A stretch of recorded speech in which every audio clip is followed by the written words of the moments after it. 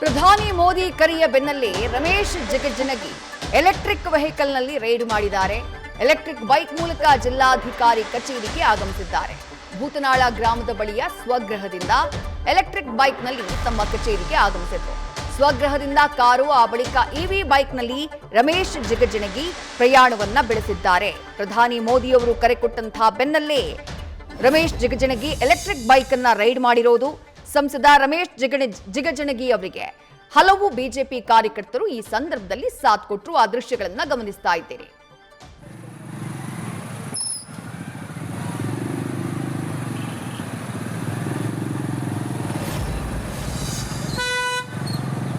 ಯುದ್ಧ ಪ್ರಾರಂಭ ಆಗುವ ಪರಿಸ್ಥಿತಿ ಹಿನ್ನೆಲೆಯಲ್ಲಿ ನರೇಂದ್ರ ಮೋದಿಯವರು ಈ ಒಂದು ಖರ್ಚುಗಳನ್ನು ಮಿತವ್ಯಯವಾಗಿ ಮಾಡಿರಿ ಅಂಥೇಳಿ ಹೇಳಿದ್ದರ ಸಲುವಾಗಿ ನಾವು ಸಾಂಕೇತಿಕವಾಗಿ ಬಿಜಾಪುರದಲ್ಲಿ ಇವತ್ತಿನ ನಮ್ಮ ಜಿಲ್ಲೆಯಲ್ಲಿರ್ತಕ್ಕಂಥ ಕೊರತೆಗಳ ಬಗ್ಗೆ, ತೊಂದರೆಗಳ ಬಗ್ಗೆ ಜಿಲ್ಲಾಧಿಕಾರಿಗಳಿಗೆ ತಿಳಿಸೋಣ ಅಂಥೇಳಿ ನಾನು ಈ ಇಲೆಕ್ಟ್ರಿಕಲ್ ಮೋಟ್ರ್ ಸೈಕಲ್ ಮೇಲೇ, ನನ್ನ ಕಾರ್ ಬಿಟ್ಟು ಮೋಟ್ರ್ ಸೈಕಲ್ ಮೇಲೇ ಬಂದು ಇದೊಂದು ಜಿಲ್ಲೆಯ ಜನರಿಗೆ ಇದೊಂದು ಮೆಸೇಜ್ ಹೋಗಲಿ, ಒಂದು ಸಂದೇಶ ಅಂಥೇಳಿ ನಾನು ಈ ಸಂದರ್ಭದಲ್ಲಿ ಹೇಳಲಿಕ್ಕೆ ಬಯಸ್ತೀನಿ.